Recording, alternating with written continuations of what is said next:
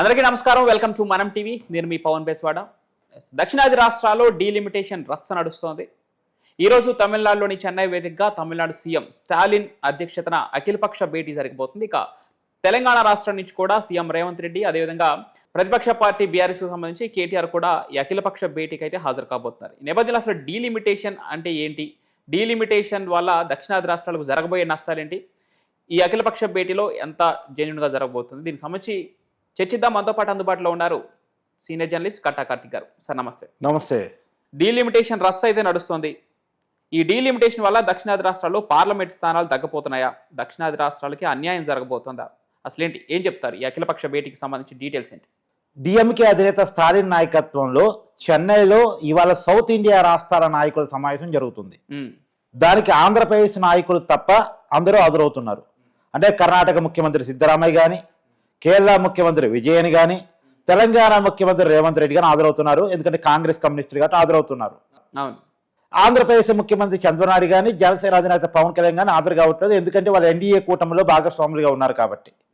So ప్రతిపక్షాల సమావేశం జరుగుతుంది, సౌత్ ఇండియా సమావేశం. ఏంటి వాళ్ళ ప్రధానంగా పెడుతున్న డిమాండ్? డీలిమిటేషన్ చేయబోతా ఉన్నారు. డీలిమిటేషన్ అంటే పార్లమెంటు నియోజకవర్గాలని పునర్సమీక్ష చేయబోతున్నారు, పెంచబోతా ఉన్నారు. రాష్ట్రాల వారీగా పెంచబోతా ఉన్నారు. లోక్సభ స్థానాలు పెరగబోతా ఉన్నాయి. లోక్సభ స్థానాలు పెరగబోతున్న క్రమంలో సౌత్ ఇండియాకి అన్యాయం జరగబోతా ఉంది. సౌత్ ఇండియాకి తక్కువ స్థానాలు కేటాయించే పరిస్థితి కనపడతా ఉంది. జనాభా లెక్కల ఆధారంగా డీలిమిటేషన్ జరగబోతా ఉంది. 2011లో జనాభా లెక్కలు ఉన్నాయి. 2026లో మళ్ళా జనాభా లెక్కలు స్వీకరించబోతా ఉన్నారు. జనాభా లెక్కల ఆధారంగా డీలిమిటేషన్ చేస్తామని చెప్పేసి కేంద్రం చెప్తా ఉంది.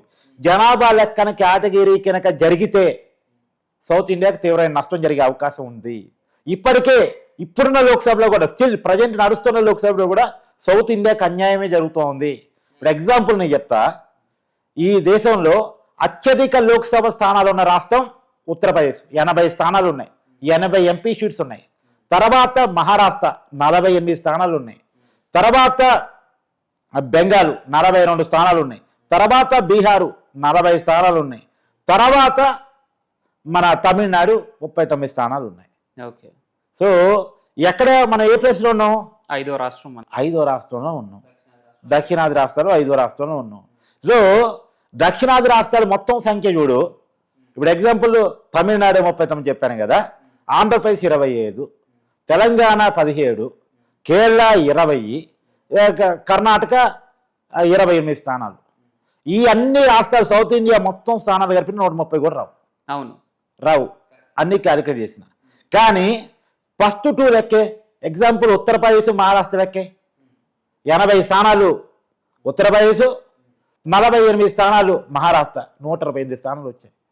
అంటే ఒక 2 రాష్ట్రాలు ఈక్వల్ టు మొత్తం సౌత్ ఇండియా. ఓకే. సౌత్ ఇండియాలో ఉన్నటువంటి ఆంధ్రప్రదేశ్, తెలంగాణ, కేరళ, తమిళనాడు, ఇవన్నీ కర్ణాటక 5 రాష్ట్రాలు. మొత్తం ఈ 5 రాష్ట్రాలు ఈక్వల్ టు నెంబర్ 1లో నెంబర్ 2లో ఉన్న 2 రాష్ట్రాలు. ఇప్పటికే ఈ రకమైన అన్యాయం జరుగుతోంది. రేపేదో ఇప్పుడు రాష్ట్రానికి దేశంలో వరుసగా 3వ సారి అధికారం వచ్చిన బీజేపీ సౌత్ ఇండియాలో ఒక కర్ణాటకలో ఎక్కడా బలం లేదు. కరెక్ట్. తమిళనాడులో బీజేపీ చాలా నామినల్. ఆంధ్రప్రదేశ్లో పేరుకి అధికారం ఉంది కానీ టీడీపీది జనసేనదే మేజరు. ఏదో వీళ్ళతో కలిసి పార్ట్నర్షిప్లో అధికారం ఉంది. తెలంగాణలో కొద్దిగా 8 స్థానాలు వచ్చినాయి, చాలా గొప్పగా వాళ్ళు భావిస్తూ ఉన్నారు. ఓకే. తర్వాత కేరళలో వాళ్ళు చాలా నామినల్. అంటే సౌత్ ఇండియాలో చెప్పుకోదగ్గ బలం వాళ్ళకి లేకపోయినా సరే కేవలం నార్త్ ఇండియాలో గెలవగలుగుతారు. ఒక పార్టీ వరుసగా అధికారం రాగలుగుతుంది. అంటే సౌత్ ఇండియా ప్రాతినిధ్యం తక్కువ. సౌత్ ఇండియా దేశంలో అధికారంలోకి ఎవరు రావాలని డిసైడ్ చేయలేని పరిస్థితిలో ఉంది. రైట్. దానివల్ల ఏం జరిగింది? పార్లమెంటు బిల్లుల విషయంలో కానీ, నిధుల విషయంలో కానీ సౌత్ ఇండియాకి అన్యాయం జరుగుతుంది అనేటువంటి సౌత్ ఇండియా నాయకులు ప్రధానంగా చేసేటువంటి వాదన. ఓకే. ఇక్కడ రేవంత్ రెడ్డి గతంలోనే దీన్ని వ్యతిరేకించడం జరిగింది. ఎలా అంటే ఇది డీలిమిటేషన్ అనేది దక్షిణాది రాష్ట్రాలకు పరిమితం అని చెప్పి రేవంత్ రెడ్డి చెప్పడం జరిగింది. ఈ రోజు అఖిలపక్ష భేటీకి ఆయన హాజరవుతున్నారు. ఇక ఇప్పుడు అఖిలపక్ష భేటీకి హాజరవడానికి ముందే కేటీఆర్ కూడా కొన్ని వ్యాఖ్యలు చేశారు. డీలిమిటేషన్కి మేము ఖచ్చితంగా వ్యతిరేకం అని చెప్పి.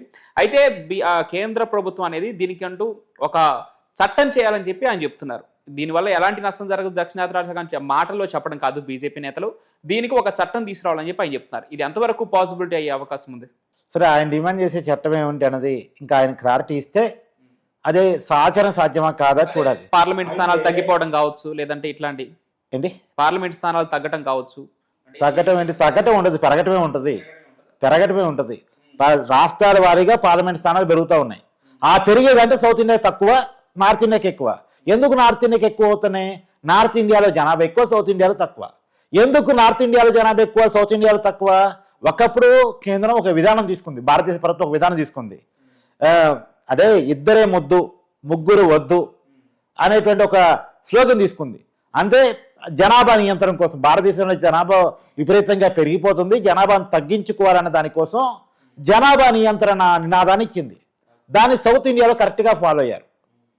ఒకరు ఒకరు ముద్దు అనుకున్నారు, ఇద్దరు హద్దు అనుకున్నారు, ముగ్గురైతే వద్దు అనుకున్నారు. ఆ రకమైనటువంటి చైతన్యం సౌత్ ఇండియాలో వచ్చింది.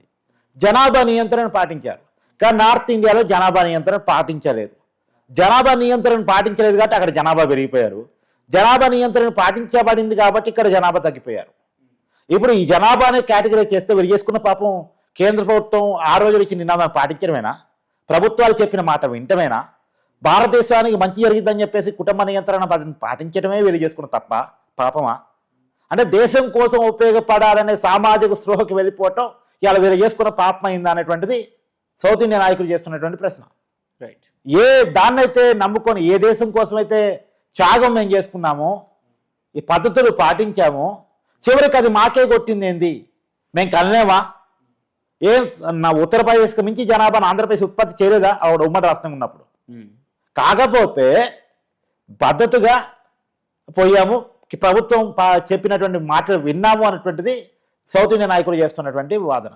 కాబట్టి ఎట్టి పరిస్థితుల్లో జనాభా లెక్కల ఆధారంగా కాకుండా రాష్ట్రాల వారీగా ఖచ్చితంగా లోక్సభ సీట్లు పెంచాలనేటువంటిది సౌత్ ఇండియా నాయకులు చేస్తున్నారు. ఎందుకంటే కేవలం జనాభా కేటగరైజ్ చేయొద్దు, జనాభా ఆధారితంగా చేస్తే మాత్రం ఖచ్చితంగా ఇప్పటి వరకు ఏ అన్యాయం సౌత్ ఇండియాకి కొన్ని దశాబ్దాలుగా జరుగుతూ వస్తుందో మళ్ళీ అదే అన్యాయం రిపీట్ అయ్యే అవకాశం ఉంటుంది. పార్లమెంట్లో మా శాతాలు తగ్గే అవకాశం ఉంటుంది.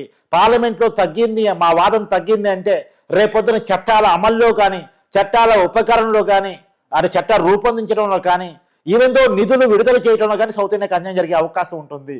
ఇప్పటికే జరుగుతుంది. హైదరాబాద్ నుంచి దేశంలో అత్యధిక ట్యాక్స్ పోతుంది. కానీ ప్రభుత్వం ఎక్కువ ఖర్చు మాత్రం గుజరాత్ మీద పెడతా ఉంది అనేది ఇప్పుడు సౌత్ ఇండియా నాయకులు ప్రధానం చేస్తుంది. ఆదాయం ఏమో సౌత్ ఇండియా ఇస్తుంది. హైదరాబాదు, చెన్నై, బెంగళూరు నగరాలు ప్రధానంగా రెవెన్యూ ఇచ్చే నగరాలు దేశంలో. కానీ ఖర్చు ఎక్కడ పడుతుంది? గుజరాత్లో పడుతుంది, మహారాష్ట్రలో పడుతుంది. అంటే బీజేపీ పాలిత రాష్ట్రాల్లో ఎక్కువ ఖర్చు పెట్టుకుంటున్నారు, ఎక్కువ మధ్యప్రదేశ్లో ఎక్కువ ఖర్చు పెట్టుకుంటున్నారు. ఖర్చుకు వచ్చేసరికేమో సౌత్ ఇండియా మీద వివక్ష చూపిస్తున్నారు. నిధుల విడుదలలో కానీ, ప్రభుత్వ కేటాయింపుల్లో కానీ, ప్రాజెక్టుల ఇవి ఇచ్చే విషయంలో కానీ సౌత్ ఇండియాకి అన్యాయం జరుగుతుంది. మరి ఆదాయం అంతా ఎక్కడి నుంచి పోతుంది? దాదాపు ఈ దేశంలో 60% అంటే తక్కువ రాష్ట్రాలు ఉన్నప్పటికీ కూడా మెజారిటీ వాటాని సౌత్ ఇండియా అందిస్తుంది. ఇది ప్రధానమైనటువంటి వాదనతో సౌత్ ఇండియా పెడతా ఉంది. ఈ వాదనలో నిజం ఉందా లేదంటే కొంత నిజం ఉన్నమాట వాస్తవం. దేశంలో విభేదాలు తేవటం మన ఉద్దేశం కాదు కాబట్టి మనం అన్ని మాట్లాడలేకపోతున్నాం. కానీ సౌత్ ఇండియా, నార్త్ ఇండియా అనే పేరుతోటి మన దేశాన్ని వేరువేరుగా చూడాలని కోన మనకు ఉండకూడదు. కానీ ఒక ప్రాంతం మీద వివక్ష వచ్చినప్పుడు ఖచ్చితంగా ఇప్పుడు తెలంగాణ ఉద్యమం ఎందుకు జరిగింది? మాకేదో అన్యాయం జరుగుతుందన్న భావంలో జరిగింది. ఓకే, ఆ భావన ఎప్పటికీ రాకూడదు. రైట్. ఇప్పుడు మనకి ఇద్దరు పిల్లలు ఇంట్లో ఉన్నారంటే ఇద్దరికి సమన్యాయంగా ఉండాలి. ఒక పిల్లగాడికి నాకు అన్యాయం జరుగుతుంది, ఒకరికి ఆస్తి మొత్తం మంచి పెడుతున్నారు అనే వాదన వచ్చిందంటే కుటుంబంలో విభేదాలు స్టార్ట్ అవుతాయి. కానీ ఎప్పటికీ ఆ భావన రాకూడదు, ఆ భావన రానివ్వకూడదు కూడా కేంద్రం. కాబట్టి ఇప్పటికైనా జనాభా లెక్కల ఆధారంగా ఖచ్చితంగా కేటాయించకూడదు. రేపు జనాభా లెక్కల ఆధారంగా మళ్ళా కనుక కేంద్రం ముందుకెళ్తే రేపు జనాభాను ఉత్పత్తి చేయటం ప్రధానంగా పెట్టుకున్నారు ఇంకో రాష్ట్రాలు. ఇప్పటికే ఇక్కడ పిలుపునిస్తూ ఉన్నారు. అక్కడ స్టాలిన్ మన పెళ్లికి పోయాడు, పెళ్లికి పోయి తొందరగా పిల్లల్ని కానీ అక్షింత రేసి వచ్చాడు. సహజంగా ఎక్కువ కాలం కలిసి అప్పటికప్పుడు పిల్లల గురించి మాట్లాడారు పెళ్లికి పోయిన వాళ్ళు ఎవరు. అక్షింత రేసి బాగుండాలి, కలకాలం కలిసి ఉండాలని ఆస్వాదించి వస్తారు. కానీ తొందరగా పిల్లల్ని కానివ్వండి, ఎక్కువ టైం తీసుకోకండి అని చెప్పేశాడు స్టాలిన్. తర్వాత మనకాడ చంద్రబాబు నాయుడు గారు కూడా ఒకప్పుడు పిల్లలు ఎక్కువ వద్దు, ఇద్దరు చాలు అని చెప్పేసి పిలిపించింది నేనే, మళ్ళీ అదే నేనే చెప్తున్నా ఖచ్చితంగా పిల్లల్ని కానివ్వండి, దానికోసం చట్టంలో మార్పులు కూడా చేసినట్టున్నారు అని చెప్పేసి చంద్రబాబు నాయుడు గారు పిలుపునిస్తా ఉన్నారు. అంటే ఒకప్పుడు పిల్లల్ని కనొద్దన్నటువంటి నాయకులు ఇలా పిల్లల్ని కనండి కనండి కనండి అంటున్నారు. అంటే దాని వెనకాల ఉన్న ఉద్దేశాలు ఏంటి? జనాభా కనకపోతే మనకేదో అన్యాయం జరిగిపోతుంది అనేటువంటి ఒక భావన. ఇది రాకూడదు అనేటువంటిది నేను ప్రధానంగా ఆశించే మాట. Right, thank you.